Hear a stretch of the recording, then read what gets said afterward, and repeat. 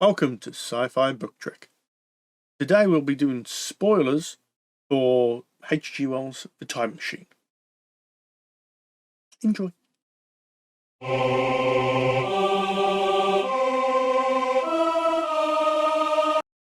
So, where do you want to begin? Have you got any nitpicks first?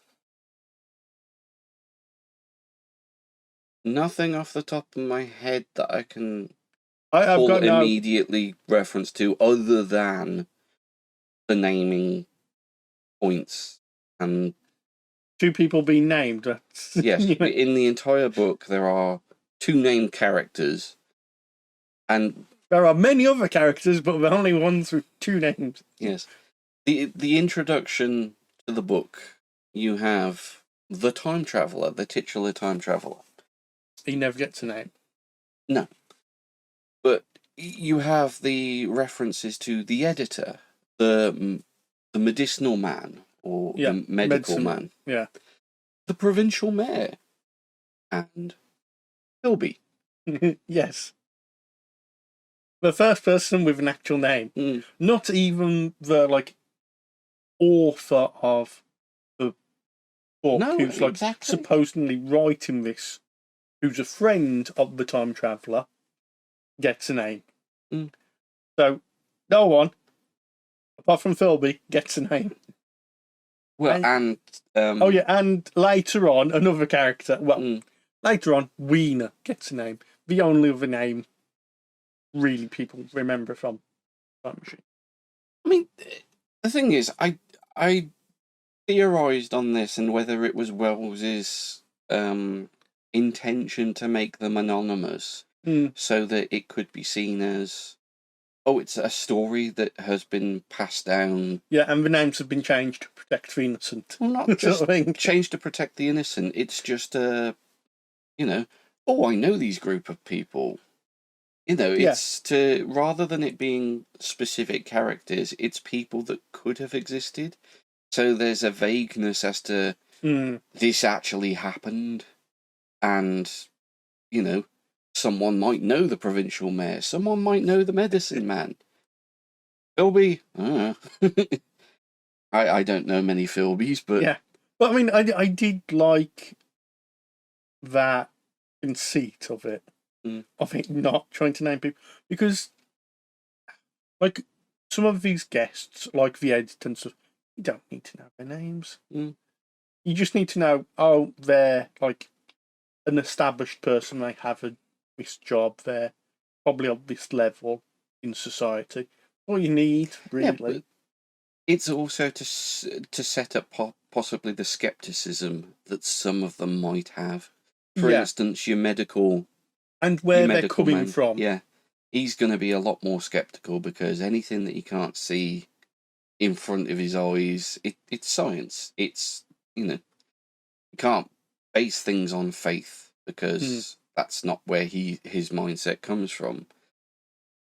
Even though they do see a demonstration of the miniature time machine and it disappears in front of them, even when that happens, he's still skeptical. It's still a point of, it's could be a trick. Yeah, I've seen a conjurer, or it might have been Philby actually that mentions the conjurer. Yes, it is, I think.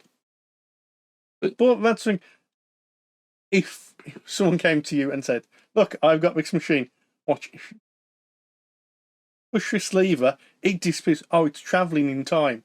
You'd be going, "Yeah, right. It's under the table somewhere." But they do look. Yeah. But that's the thing, and they can't figure out, but they're still convinced it's got to be some sort of trick. Yes. And that's... And the author's pointing out, that the time traveller is a sort of person you don't fully trust. Because how sort of intelligent he is. I mean, there's a touch of the con man, perhaps. Yeah. But could also be passed off as he's eccentric, eccentric inventor. I mean, the idea that you can make a time machine out of bronze, ivory, crystals and quartz, and yeah, but It would look amazing. Oh, yeah. Fantastical ideas from a Victorian mindset. Yeah. But, like I said, the skepticism from the... It's almost like, especially when he gets back from his adventure and he's recounting the tale. Yeah. It doesn't matter. I don't think it matters to him whether they believe him or not. I mean... Because, he states throughout it when he was saying, consider it a lie. Yeah. But when he takes the flower, it's something that clearly has moved him. Because when he finds the flowers in his pocket and he lays them down on the table, and then when someone lays, I think it's the is it the medical guy? One of the scientists has to see the flowers and asks, "Can I take this with me?" And because it's got significance to him, it's like, "No, you may not." And it's like, clearly that means something to him for him to have that reaction. But in the end, the author gets the flowers. As he states at the end. Yeah.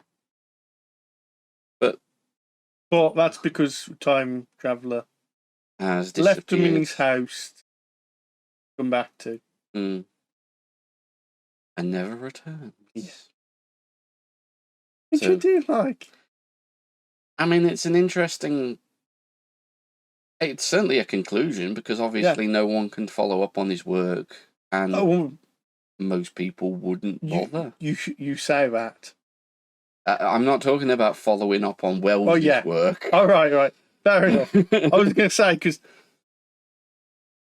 people have wrote a number of sequels for this book. Yes, I One noticed that in my official research. And a load of others. Yeah, but even...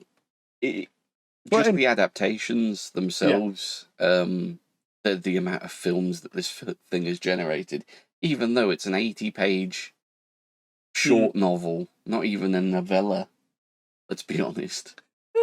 Maybe just. But yeah. But the amount of adaptations, films, sort of... I think it's a good, simple story, told well. And, like, it doesn't have much baggage. Like, there's no love story shoved in. There's, it's a simple story just about a person who's curious, travelled to the future, and came back. And had, what was it, mutton? Oh, yes.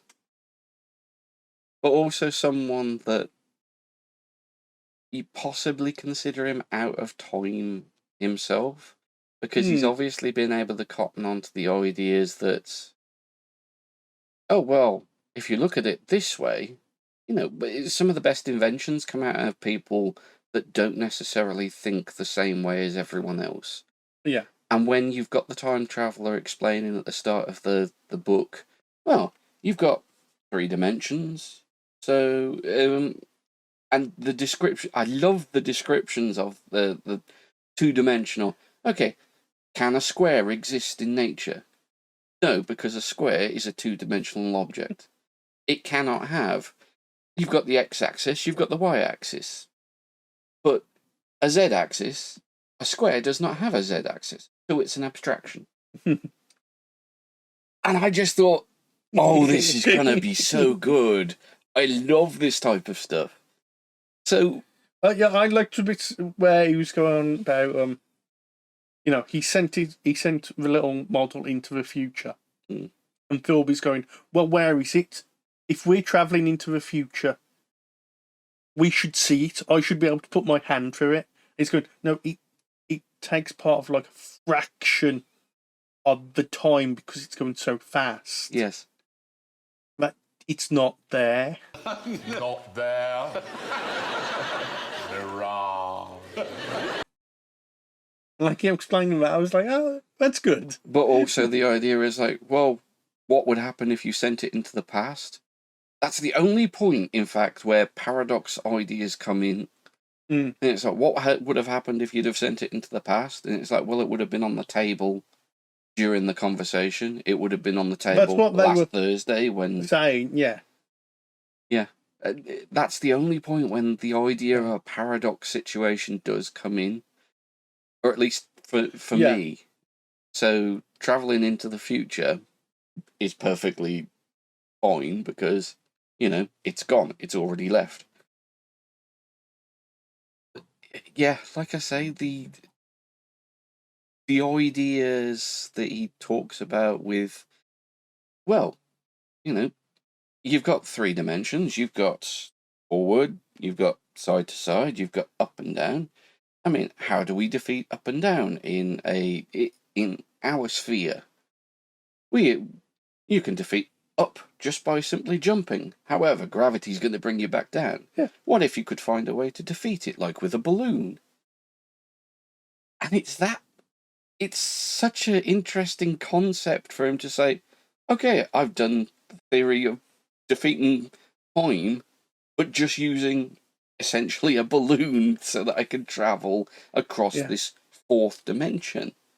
And like I say, it's just it tickled my science brain. Yeah. It's laid out very simply, yeah, and very understandably. But this is where I say I don't think you would have an issue if you gave this to anyone on the street and just said, "Do you understand the concepts? At least in the first chapter, do you understand the concepts that they are talking about?" I think they would get it. Yeah.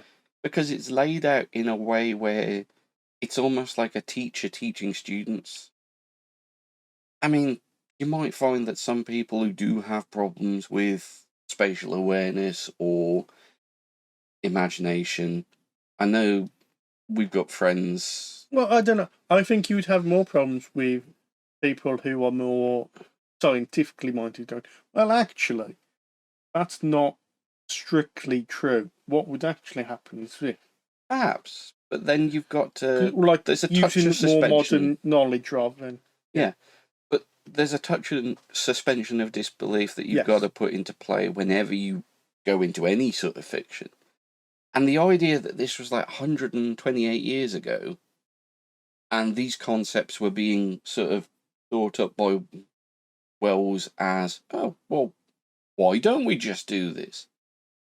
Can you imagine the guy being literally bored out of his gourd, sitting in the draper's shop doing his work, and his brain is coming up with all of these concepts. And it's like, screw it, I'm going to write a book. It's interesting to get into the mindset of what the author must have been feeling, thinking, because he came from a fairly simple background, and he must have been a very, very clever bloke to be able to get these concepts, but also explain the concepts to someone else in terms of writing for a magazine. And make it understandable for... Yeah, because this would have been written... majority. Exactly. It would have been written for the majority of people, and if it had been too heavy on the scientific knowledge, then it would have... I mean, he wouldn't have got serialised. There's enough sort of science, caveat what you call it, science to underpin the idea and give like a base underlining to like what's going to come from it, like launch off from it, like, are we going to travel through time? This is the idea, like, is how we're going to do it. Not just, are we going to like astral project or something, from earlier works, which were more like, before them were, the time of travel was, it feels more like astral projection rather than actually traveling. Yeah. I mean, there is a reference to that point, isn't there? That you could travel back in your own mind. You can travel back to a point you've already experienced, and you might go a bit slack-jawed while you're thinking about it. Is that you traveling in time? because you've actually gone back to that point to relive those points? Or is it, simply a point of memory?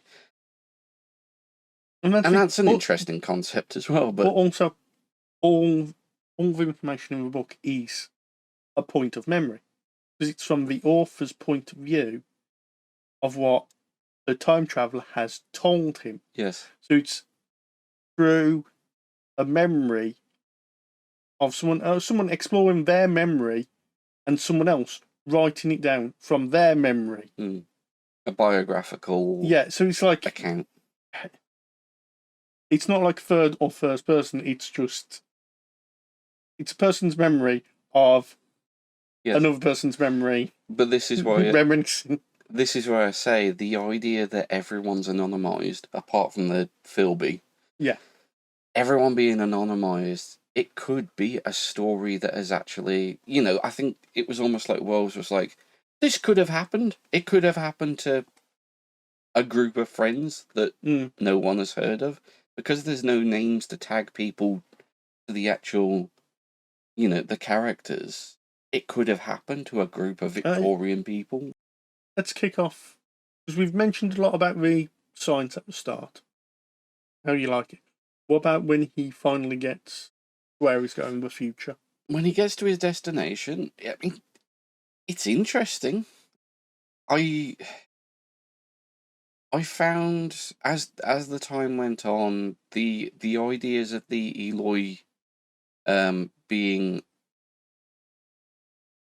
the evolution of mankind. I mean, even the Morlocks, the idea that the two would be the evolution of mankind was a little difficult to accept, but that's because my brain kind of comes from that Star Trek sort of aspirational ideal. It's not impossible to think that, a group of... But you got to remember, from Wells' point of view, he's in sort of the height of the Industrial Revolution. Maybe the tail end, but there are people who, sees the have-nots, and he sees the haves. He has been a have-not. Yes. And it's about classism through and through. It's about how the wealthy just become more and more wealthy till they own the surface of the earth. And the have-nots have to toil away underground, out of sight of the haves, with like machines and all the monstrous contraptions and stuff to make everything. I've got to admit, the classism aspects didn't come across to me when I read it.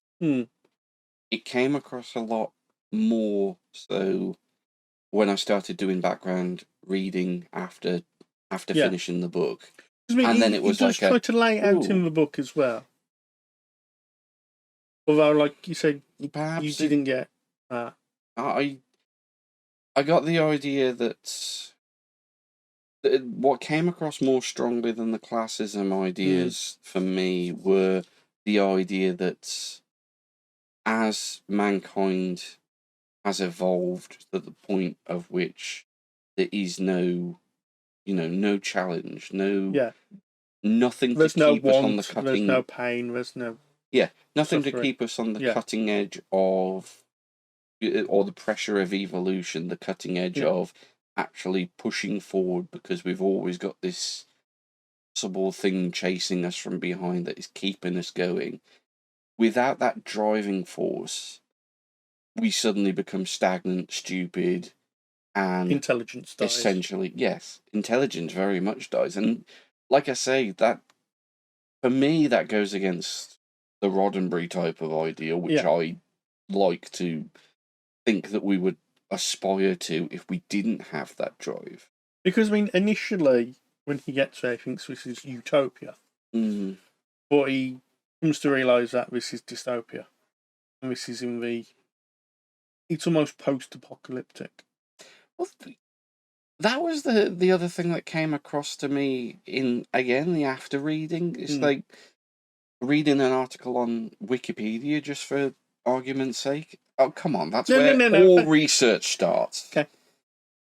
You don't reference Wikipedia, you go to Wikipedia to find your references. Fair enough. But, yeah, to hear it described as a post-apocalyptic story, I kind of went, I mean, with all the crumbling okay, buildings. kind of. I mean, like, it's so far downstream of, like, the catastrophe of what's happened.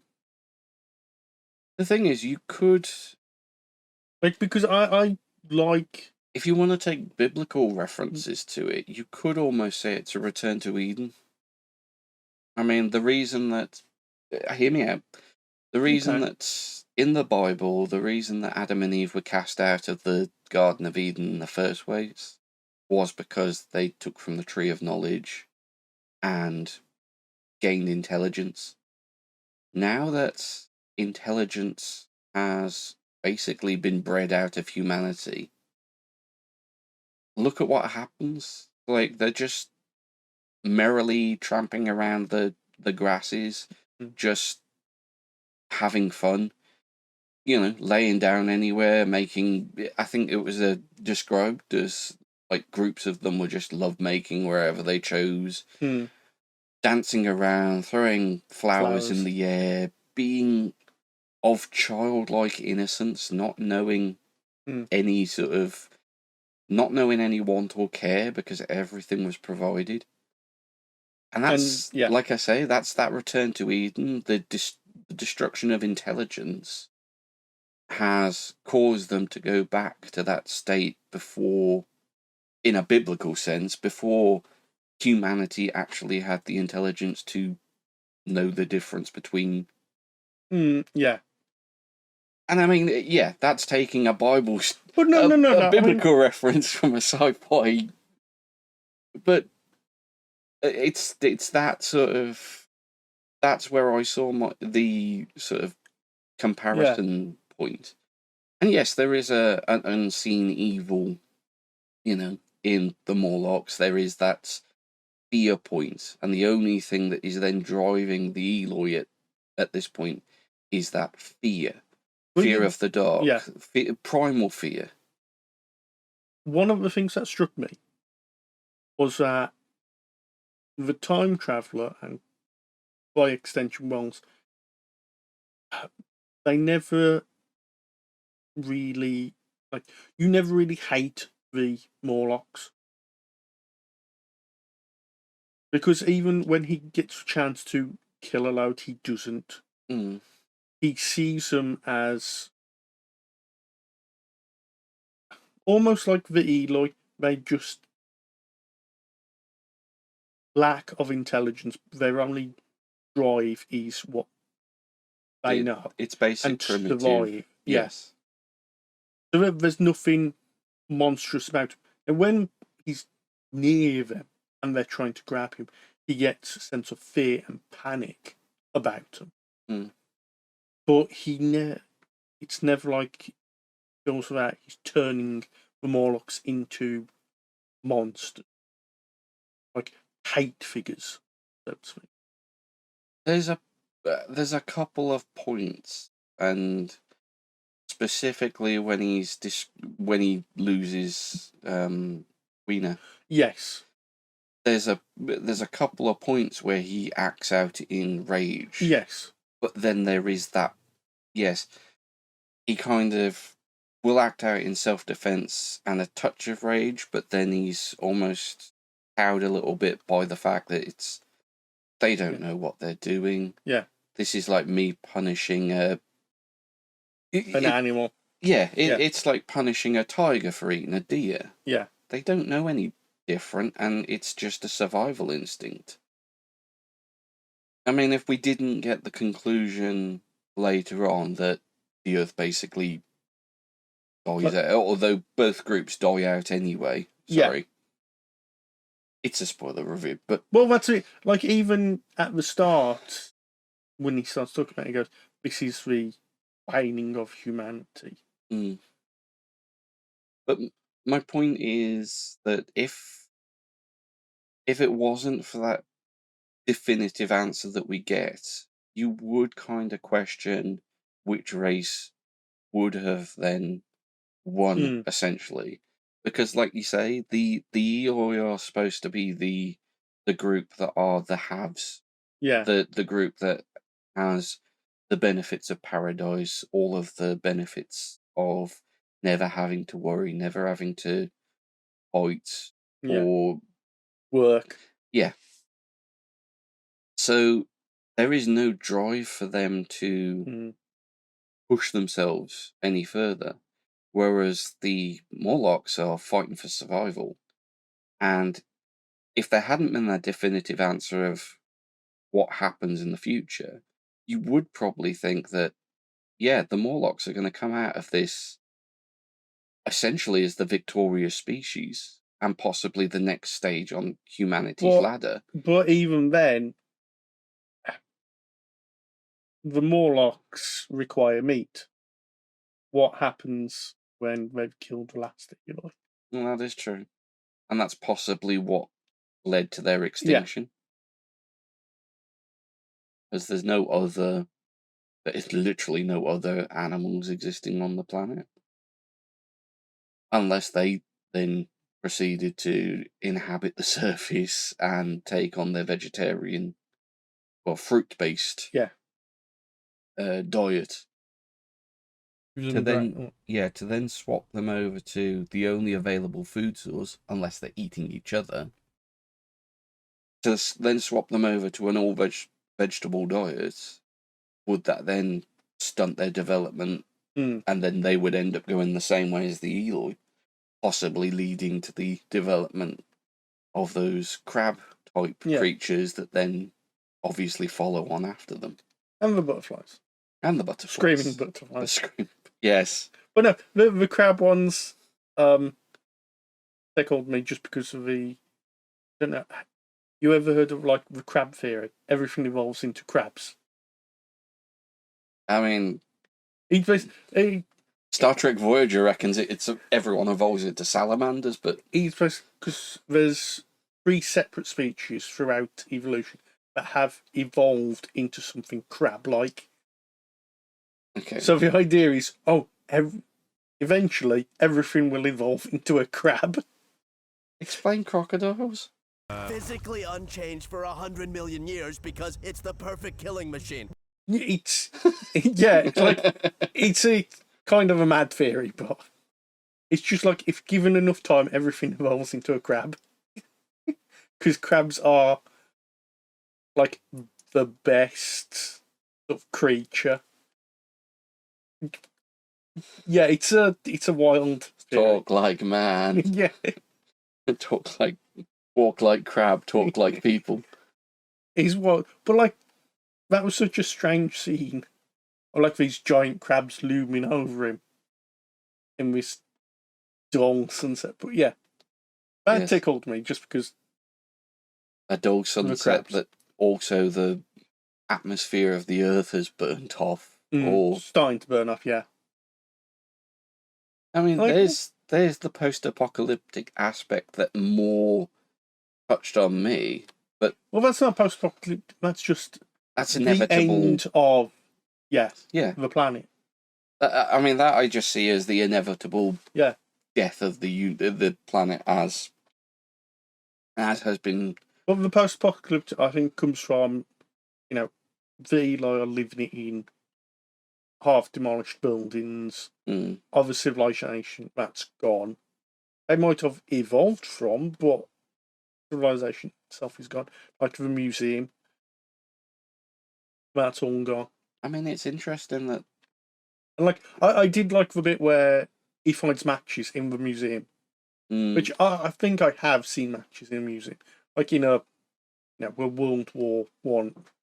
Like, this is what they had in like a barracks or something.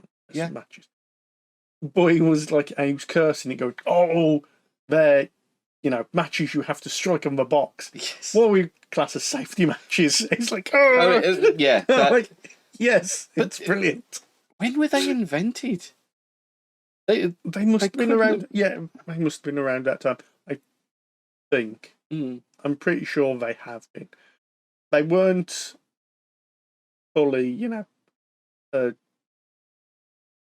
used as much. That was interesting. I mean, in the same way, when he's trying to find stuff to make dynamite, it's like, oh yeah, sulfur, excellent. I can use that. Is there any saltpeter? Yeah. No, there's no saltpeter. But the thing is, all I'm thinking is, just pee. I mean, Oh yeah. you could. I'm pretty sure you could decant some from a person's urine. That's what they used to do when there was the salt collectors that used to go around the churches. But yeah. So anyway, any other thoughts on the book? I mean, what did you think about the, let's say, Wiener, and how she's just removed from the story? And it's very much like, oh well, at least she burned to death rather than getting killed. Yes, rather than being slaughtered for meat by the creatures in the forest in the dark. I burnt her to death with my fire. Yay! But he has to stop her running into the fire. Perhaps there was a missed opportunity there for her to burn herself, and then for her to fear fire. Yeah. But to recognise the fact that fire is a powerful weapon against the Morlocks.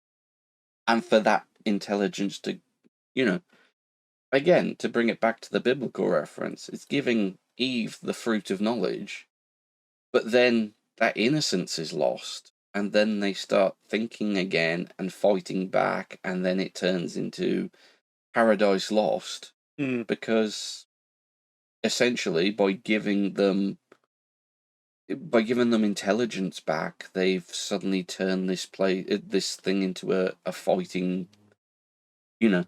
a But war also, zone. yeah, also they've lost, the people who make them clothes, the people who feed them, because they're now at war with them. Yeah. Apart from picking whose team Eloy and whose team Warlock, we'll talk about adaptations.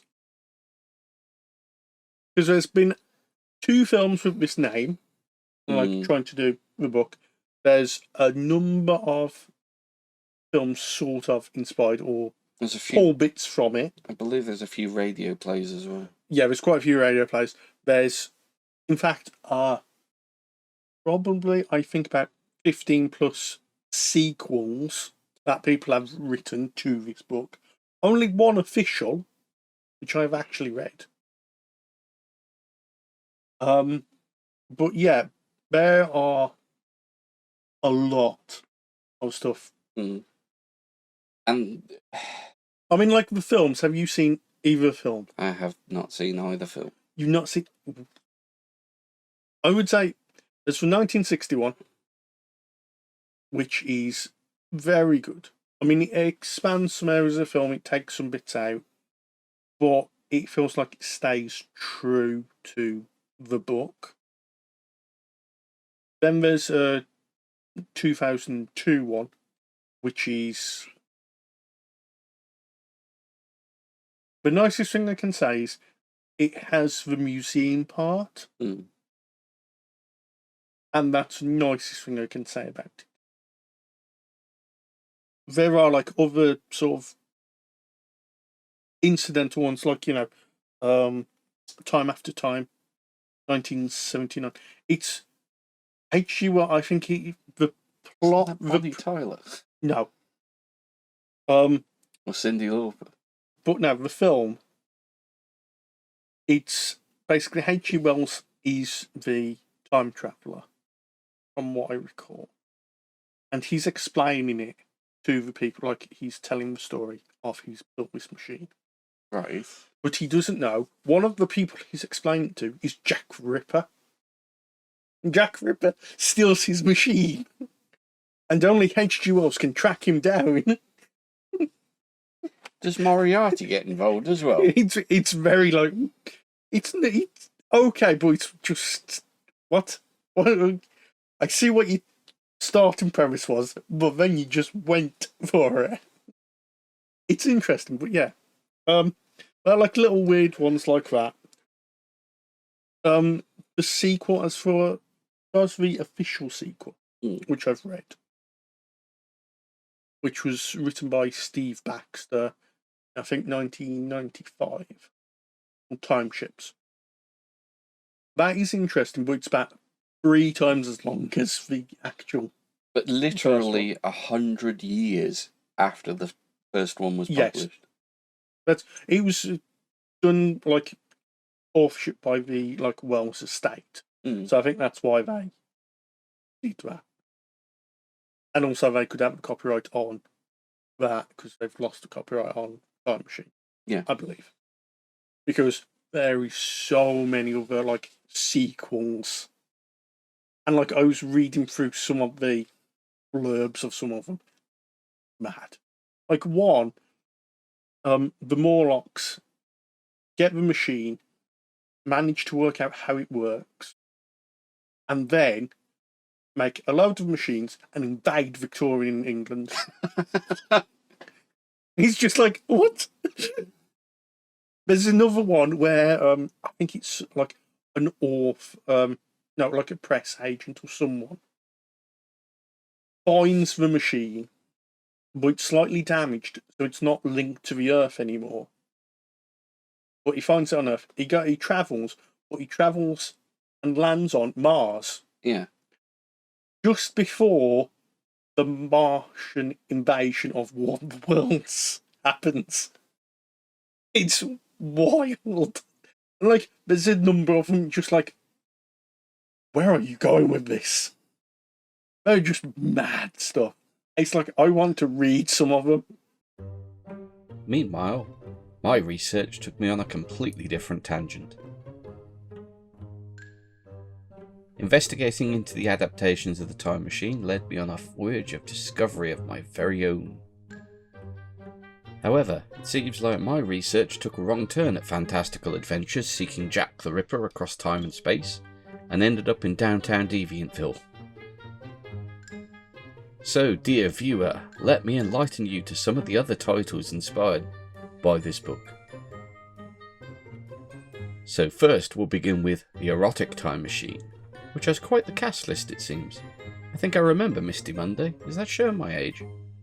Next up, The Exotic Time Machine, not giving much away on the cover to the nature of the machine itself. The Other Exotic Time Machine, this one actually showing the machine itself, so effort has clearly been made. It obviously paid off, because this one has a sequel.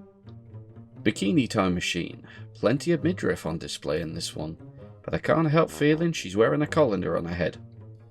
And finally, Les Pièces de Résistance, mated and milked by the Morlocks. I genuinely find it funnier than the others, because they've obviously referenced the source material.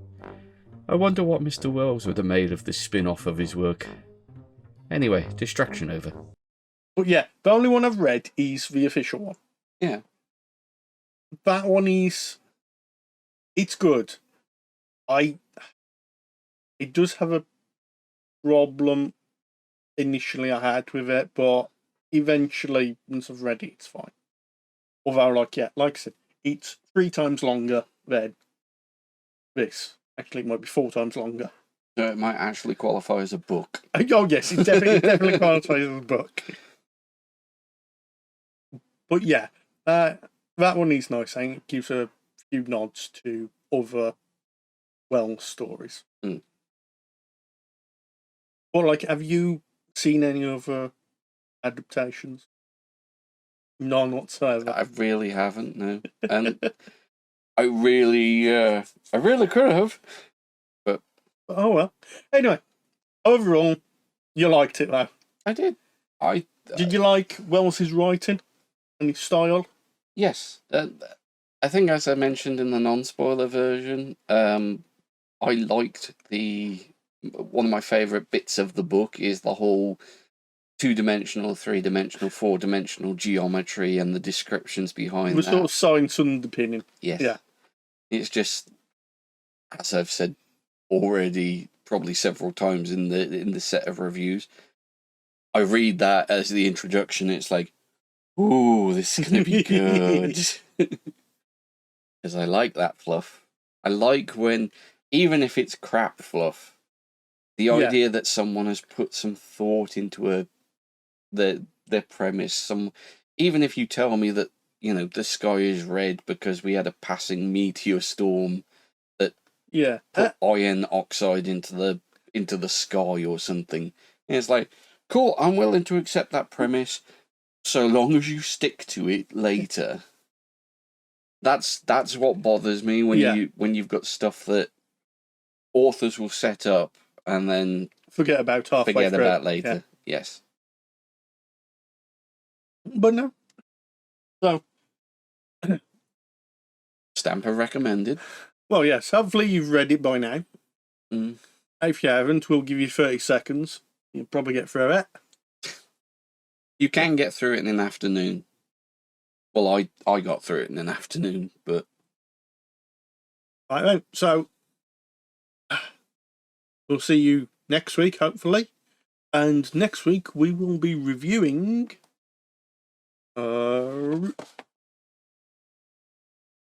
Andy Weir's The Martian. Matt Damon! You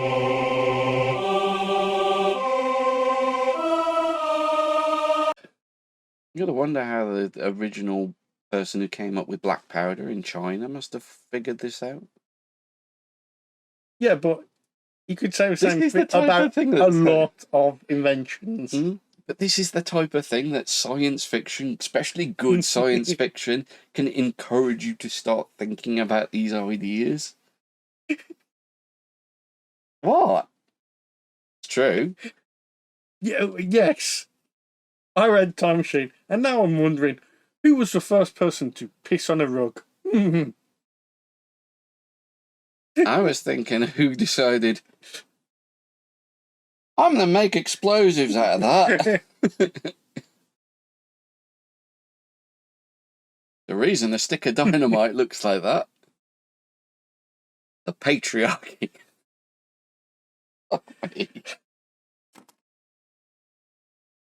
That's going on the credits. There you go with your liberal agenda again.